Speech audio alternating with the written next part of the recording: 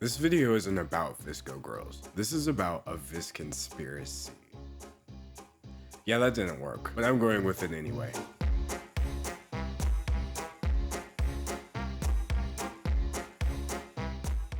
A lot of you may be wondering what a VSCO Growth is, but that's probably the easiest part to explain out of all of this. VSCO is a reverse Instagram. It's primarily a photo editing app, but it also lets users upload their photos publicly. Because the focus is on photography first, VSCO looks a lot more artsy than the average Instagram feed, and thus it was quickly labeled as a hipster app for people who were trying to look aesthetic. A label which I resent because I use VSCO to edit literally all of my photos. But combine that VSCO aesthetic with a casual, very casual, environmental friendly lifestyle, add in a dash of retro fashion and a couple hundred dashes of internet flavored sarcasm, and bam.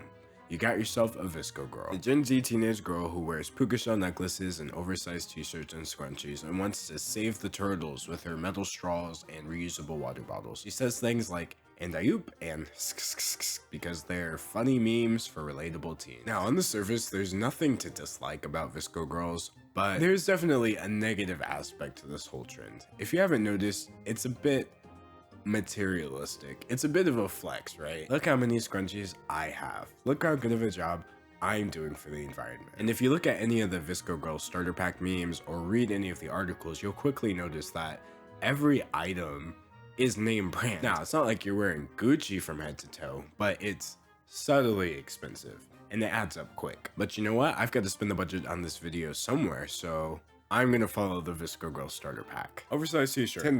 Yeti? No. Hydro flask? Yes. $45. For a gosh darn cup. Pack of metal straws? $6. Scrunchies? 1? No. 2? No. 20 pack? $7. It's actually a really good deal, not gonna lie. Puka shell choker? $10. Flip flops? Gross. Birkenstocks? Perfect. $125. Or you could just use Crocs, which is good because I already own Crocs. AirPods, latest version, $145, except I'm over budget. Fjällrävenkonken backpack, $80. Teaching myself how to pronounce Fjällrävenkonken. Free. Fjällrävenkonken. Mario Badescu facial spray, $7. But thankfully I don't need it because my skin is already really clear. Disposable camera for your aesthetic pictures, $50. And last but not least, friendship bracelets. I didn't make any because I don't have any friends, but friendship bracelets. Priceless. Except the kit is like $15 on Amazon. And then of course you just gotta download the VSCO app on your phone, which is of course free, except they lock all of the good filters behind a $20 payment. So there's that. And that, ladies and gentlemen, brings us to a cool total of just over $500 to look like this. At least I got some good Instagram photos out of it. So VSCO girls are showing off price tags left and right, but doing it under the guise of, oh, it's just comfortable and save the turtles. Like, what does your $80 backpack have to do with the environment exactly? As harmless as it all is, it's hard to deny that it's a little bit shallow and a lot of bit disingenuous. And I think that was the key factor in making the internet collectively lose its mind, because that's what happened as soon as this trend took off. Oh my god, you're not wearing a big tee, but do not fret. I actually brought an extra. Here you go, you can keep, don't even worry. These initial TikToks featured girls making fun of VSCO girls, this weird mix of environmental activism and straight up poor shaming. You should get one. You know what? After school, I'll take you my white Jeep and we could go buy one. It's okay, I'll pay for it. Anything to save the planet. Then the internet caught hold of those TikToks, failed to realize that they were complete irony, and started making fun of those. But those aren't VSCO girls. These are girls making fun of VSCO girls and thus purposely making them seem as annoying and exaggerated as possible. And boy did they do a good job. In other words, people didn't get the joke, but they still got mad. Welcome to the internet. But like I said, explaining what a VSCO girl is, that was the easy part. Explaining where they came from though, that's where things get tricky. Now, we can all agree that the VSCO girl aesthetic is like a hodgepodge. I don't know why I'm trying to be nice. We can agree that VSCO girls just stole everything from Twitter and Tumblr, right? But I wanted to pinpoint the starting point. So I started by looking for the term VSCO girl across the entire web in 2018. Believe it or not, I only found it in one real context. In May 2018, an artist named Young Dice released a song called VSCO Girl.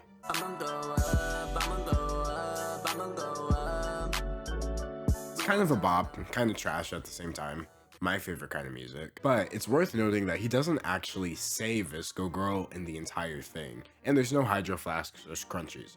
He's more so using the VSCO aesthetic for the music video. so I'm not really going to count that as the start of the VSCO Growth trend. I continued my search into 2019, and again, nothing really came up. There was a couple mentions. There was a video in January from a YouTuber named Greer Jones. So over the past couple of months, I've been on this app called VSCO. But as you can see, she's talking about actual girls who use the VSCO app, not VSCO girls per se.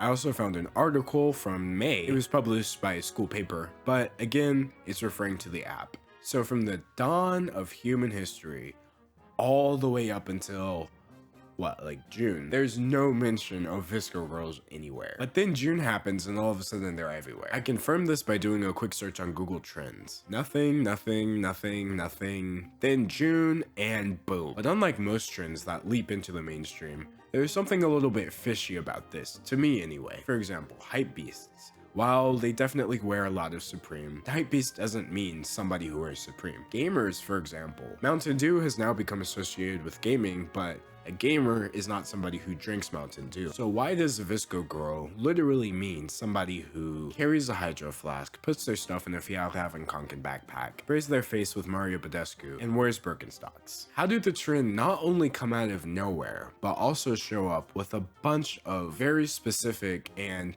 arguably very overpriced brands attached to it? This is where the VSCO Conspiracy comes into play. So I did a search on YouTube, skimming over all 600 videos that have been uploaded with the term VSCO girl in the title. All the recent ones are pretty harmless, but if you start from the beginning, things start to get a little weird. Now, the very first video uploaded that has VSCO girl in the title was actually from 2018, but they don't mention VSCO girls in the entire video, and I'm fairly certain that they changed the title after the fact. Then 8 months ago, we have Greer's video, and as we discussed, that really doesn't count either. So as you can see, everything started 4 months ago. See, the first 5 videos from the VSCO girl boom were all from smaller YouTubers.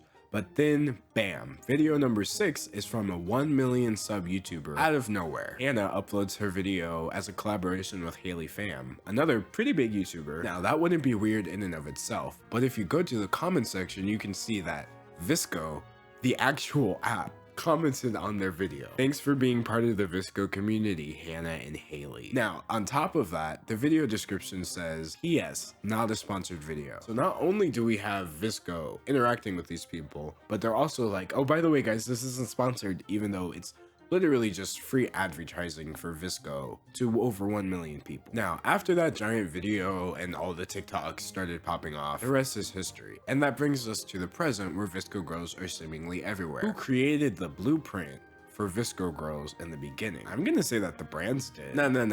Hear me out. Fjallraven is owned by the company Phoenix Outdoor International. Look how their company performed on the stock market over the past year. They spiked in June, which is literally when these VSCO Growth videos started hitting the internet. Hydro Flask is owned by Helen of Troy. Their stock started going up in June as well. VSCO, or Visual Supply Co. as it started off, doesn't trade publicly, but they're still worth $550 million. And I found a Forbes article from July, which is of course the month after the trend happened, saying that VSCO is trying to expand. And honestly, what better way to raise some more money than, you know, the 90 million that they already got from investors? And by turning VSCO not just into an app, but into a lifestyle with several high-end brands built into it, all in the course of about, what, a week? A month tops. It's literally a mix of our two favorite things, being environmentally conscious and just completely flexing on everybody online. How did these two things perfectly come together and then all get wrapped up under the VSCO umbrella accidentally? The fact that VSCO is a mix of Twitter with the sksksk and Ayup, which pretty much made it go viral. The fact that it was a mix of Tumblr, which has a built-in audience already. But really, if the data is anything to go off of, it was a very recent invention. In the end though, this is literally just me theorizing. The girls obviously aren't to blame, and the hate that they're receiving online, completely out of hand, but that's just another day on the internet. I just find it interesting that while these girls are taking all the flack, the companies are doing nothing but profiting. And that is the VSCO Conspiracy. Anyway, looks like I've gotten 10 minutes of content out of this, so leave a like, tell me what you think, and subscribe if you haven't already. Thank you for watching, and a big thank you to my 218,000 subscribers. Okay, bye.